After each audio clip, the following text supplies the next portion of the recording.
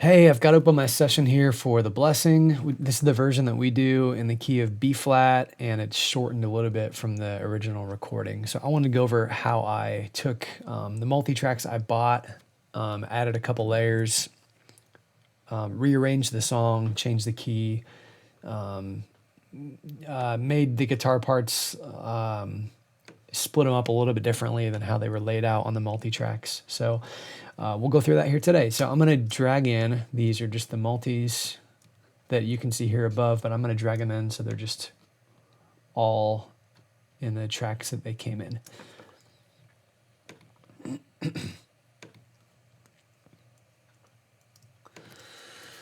All right, so as you can see, song's longer than ours because we removed some sections. I'm just arranging these tracks in a way that'll help me navigate this session a little bit smoother.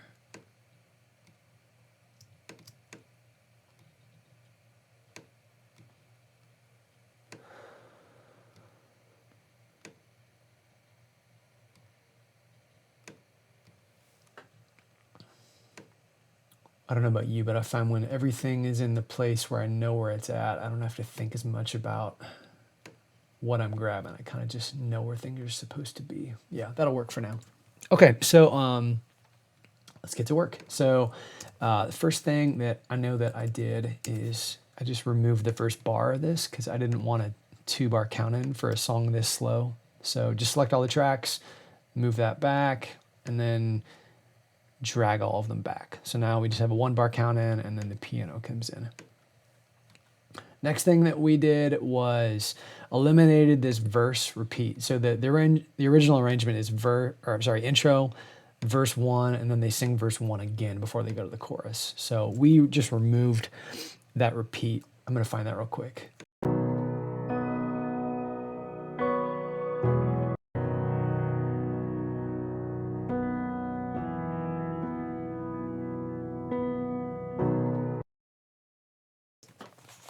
Okay, so it's from right here to right there. So I'm going to select that for all the tracks.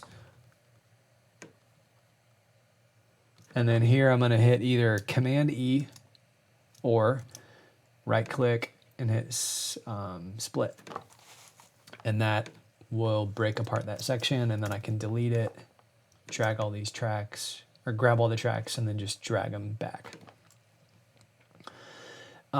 Next one we did was there's a chorus repeat after chorus 2. We just eliminated that. It looks like it's right here. Same thing, split clip, delete it, drag it back. And then the last thing we did was, I think they went back to the bridge right here, and we just did a double chorus instead.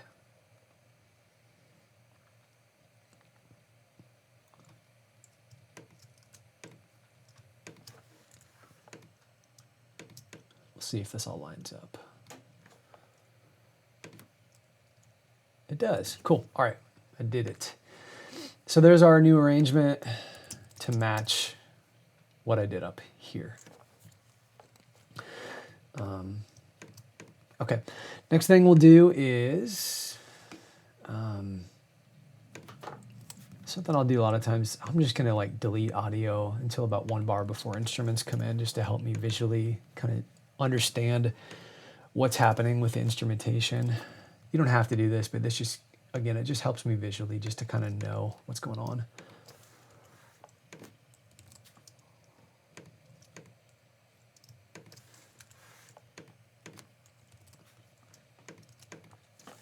Another thing I would need to do here is anytime we did one of these anytime we did one of these like rearranging things where we edited the arrangement, we just need to make sure that nothing like abruptly cuts out, which is going to happen a lot of the time. So that may mean like crossfading or other things. I'll go through a couple examples.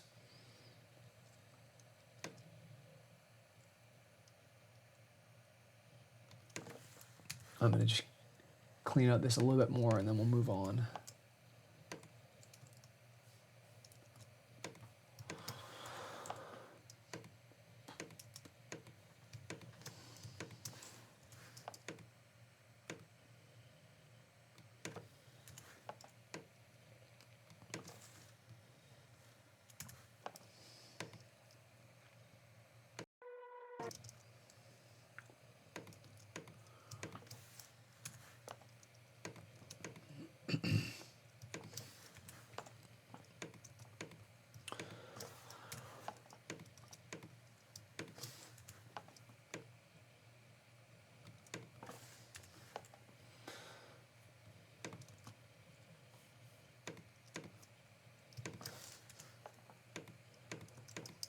Ooh, there's some stuff there. Okay, that'll do it for now.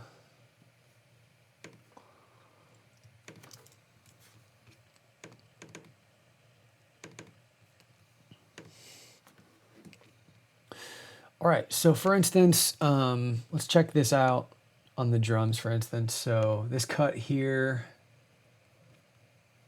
we'll see how this sounds.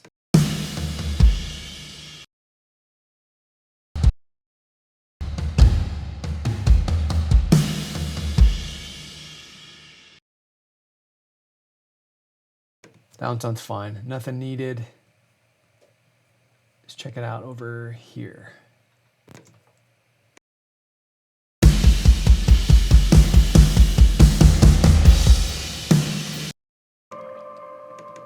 Yeah, that one's good too. This clap track. Whoops. We're just gonna get rid of that.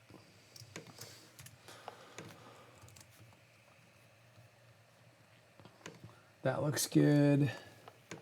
That might need some attention.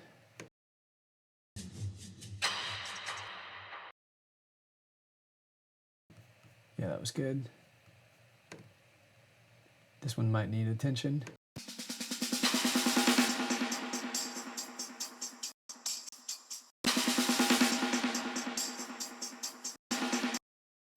No, that was fine.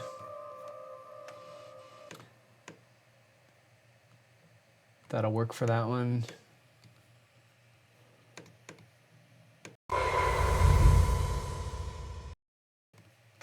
It's good.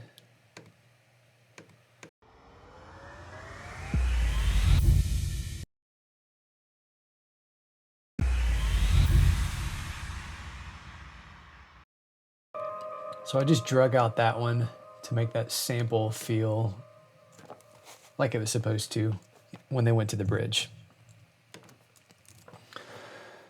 Okay, piano. So I know that I added piano into chorus 1. It's not on the recording, but I thought it would sound nice live. So I think I just copied this. Oops, I'm on the wrong mode. Copy this here and paste it. And we'll just check this out too.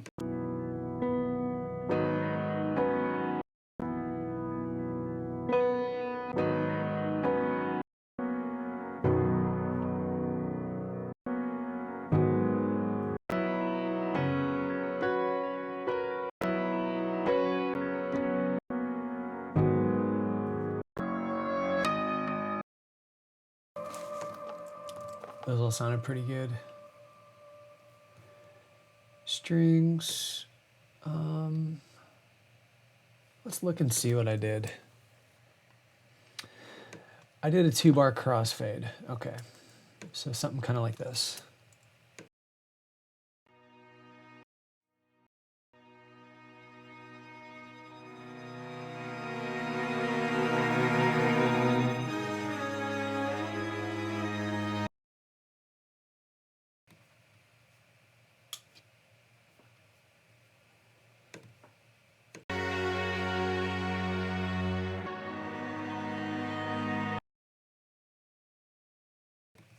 From up here, I can see that I did a 1-beat crossfade right there. And then here, I did a 1-bar crossfade again.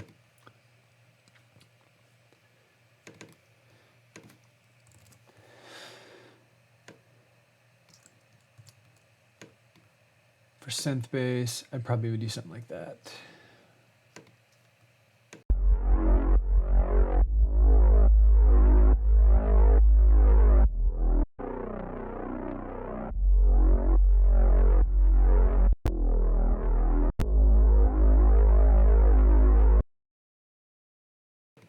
Actually, never mind. That chorus repeat, it sounds like the synth bass is side chaining, so I'll just leave in that. Okay, effects. Let's check this out.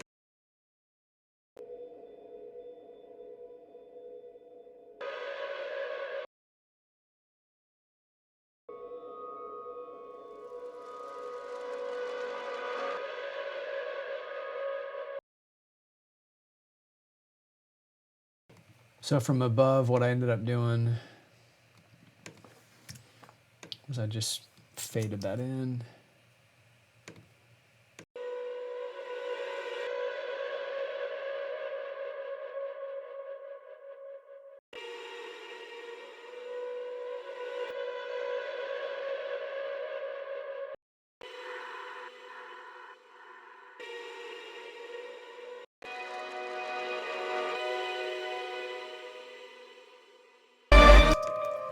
Something like that.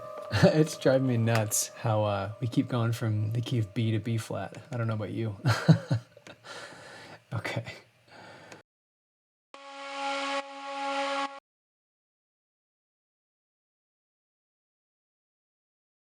So I'm just going to get rid of that. That layer comes in really for that chorus repeat, so we don't need any of it.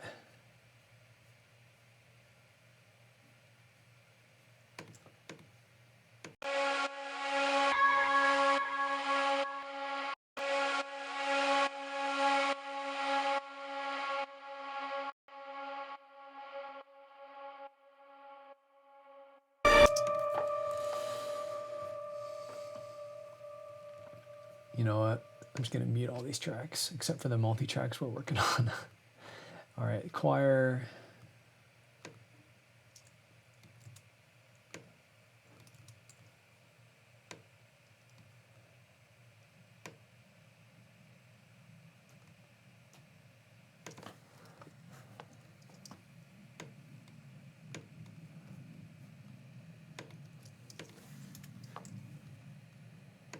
Let's see how this sounds.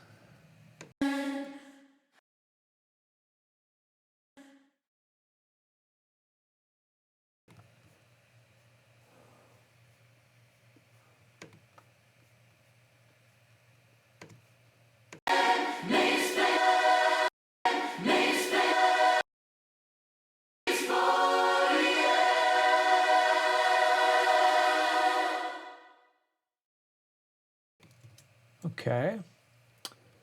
Not sure what I did here.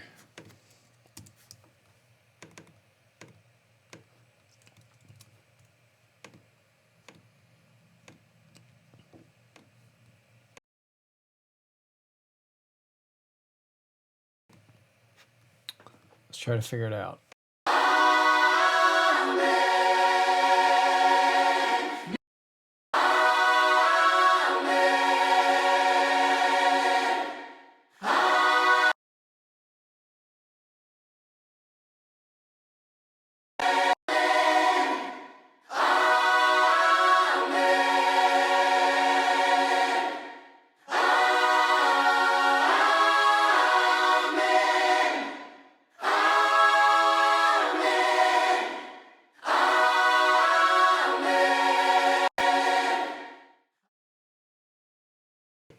There we go. It's pretty close.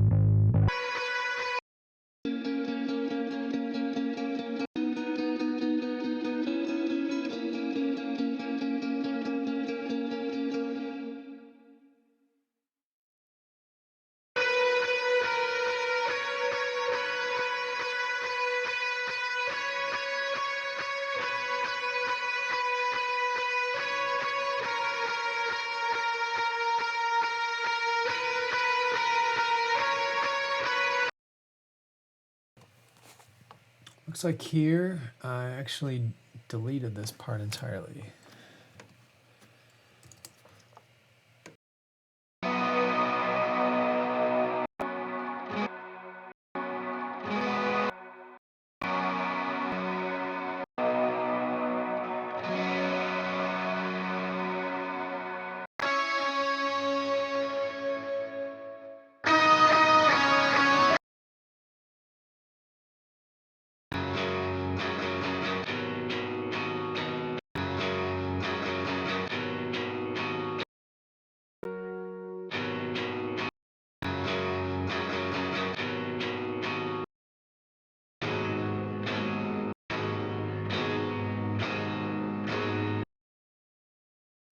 I did the same thing with that part.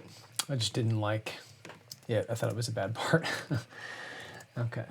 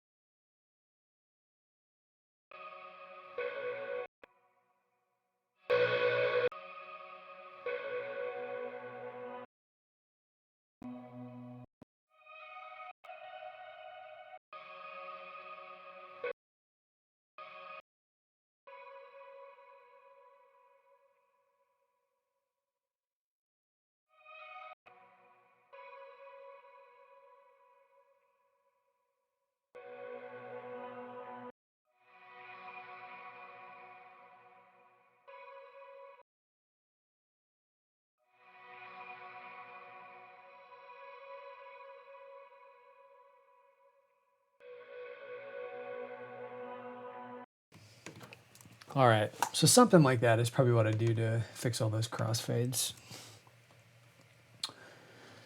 I'm not going to go over like limiting and things like that. We've already kind of covered that in another video, but for the sake of it, I'll just paste on what I did and not really talk about it.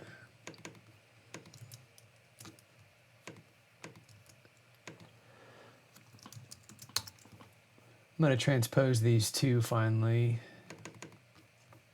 So grab all these, hit warp, -1, complex pro, pull the envelope down all the way, except on the choir track. We'll leave that up in the middle, and that should be pretty close. Let's check them out.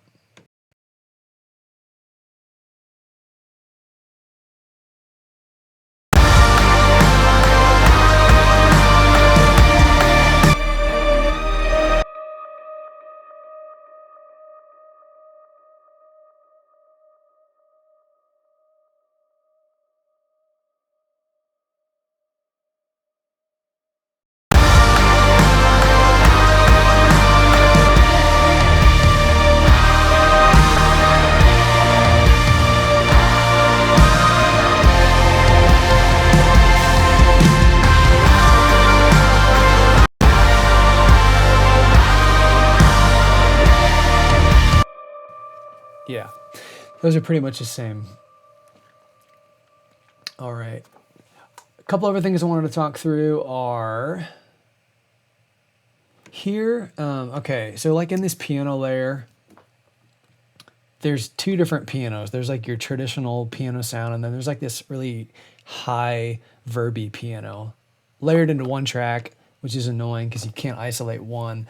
So I basically recreated the other piano part, which sounds like this.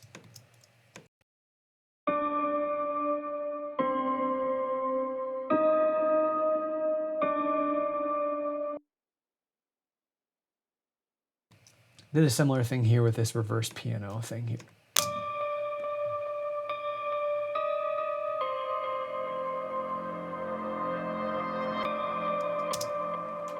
You get the gist. I also added a keys part. There wasn't like a pad part at all in this song. All of the synth layers were, I don't know, just different in how most worship songs are arranged. They sound like this.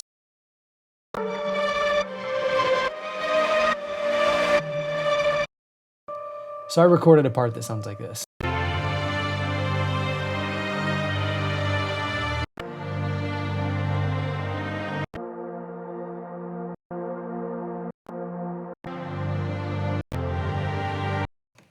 And that was just an Omnisphere patch, and our keys player plays that part live.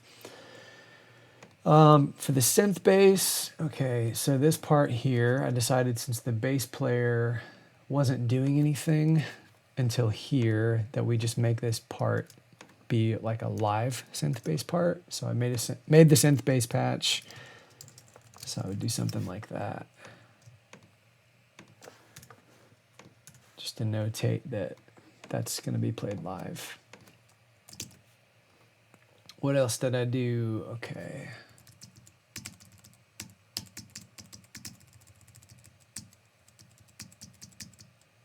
Let's talk through electric guitar parts a little bit. This is another unique thing about this song. So depending on how the song is recorded, whether it was like truly live or whether there was a lot of studio overdubs and layers, you can't always depend on like EG1 being your lead guitar track and EG2 being your rhythm and stuff like that. Sometimes I'm mixing and matching just to give the lead player always the most prominent part.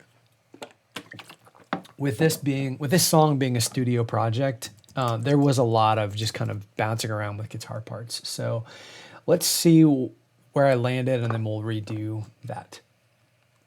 So it looks like I decided that EG3 from chorus 1 through chorus 2 would be like our lead guitar track. So this one right here.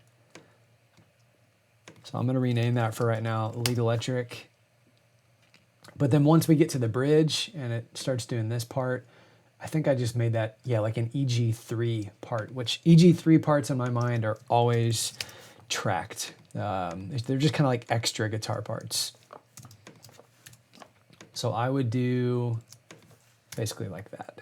And you can hear why. I'll let you hear a bit of these.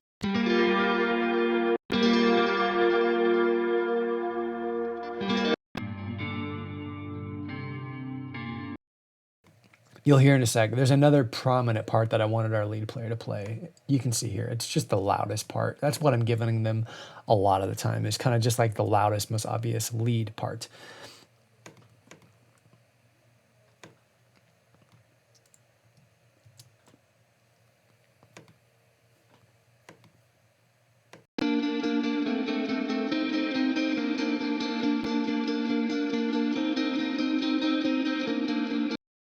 So what I'm going to do here is leave that part for this portion of the song as like an EG3 part. And then once we get to this bridge part,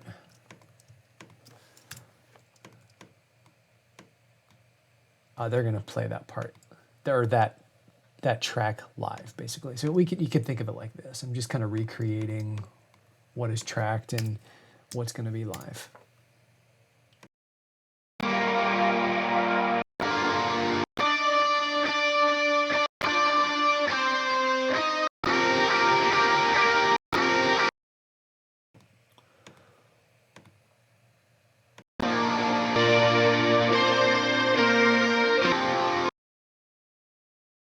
So for this one, I decided that part of this was going to be our rhythm track, and then part of it was going to be our lead track. So I liked it as a rhythm track up until, I think, here. And then in my mind, it kind of became the most lead guitar part.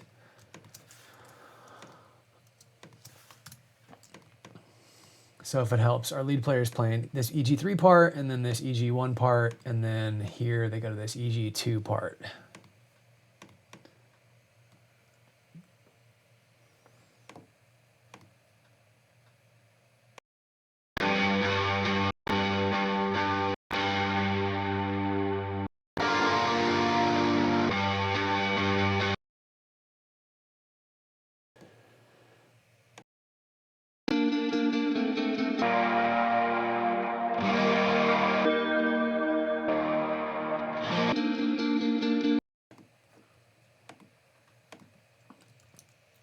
think I'm remembering correctly now. I think I left that as EG3 for here in the bridge. Something like that.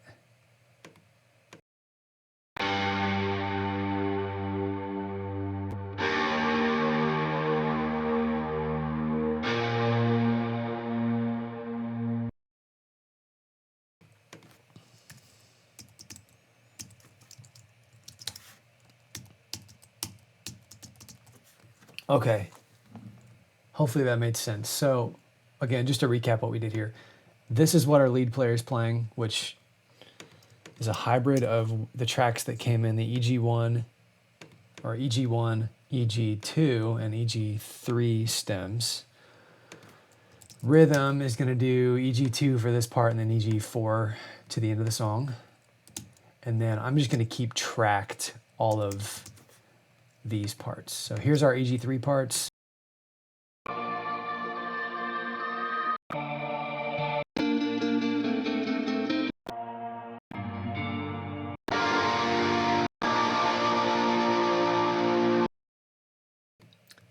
Here's our rhythm parts.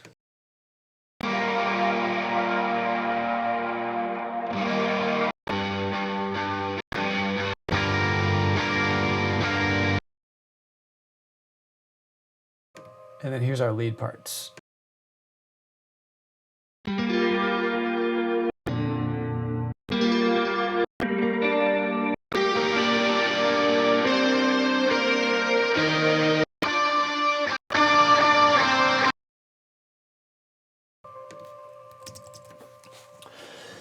I think that's pretty much it. Let me just look one more time, see if I did anything else kind of unique that I want to talk over.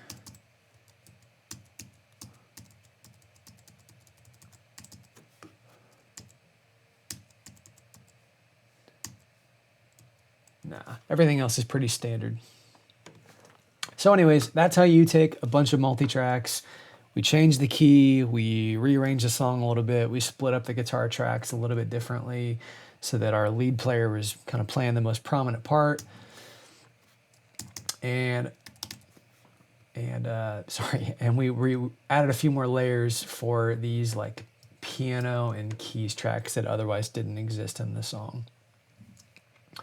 Anyways, that might have been a lot, but hopefully that was helpful.